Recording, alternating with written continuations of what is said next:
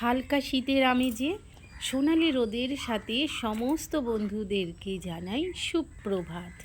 এই যে আজকে আমি ফুল তুলছি, আমি নর্মালি ফুল তুলি না, ওর বাবাই তুলে রেখে যায়, কারণ আজকে ওর বাবার একটু দেরি হয়ে গেছে বলে ও বেরিয়ে গেল। তাই আমি বললাম যে আজকে আমি ফুলগুলো তুলে নেব। গাছে বিশেষ পদ্ম ফুল নেই, অনেক অনেক পদ্ম ফুল ফুটেছিল। এখন আজকে 3টে না 4টে যেন পেলাম ফুল।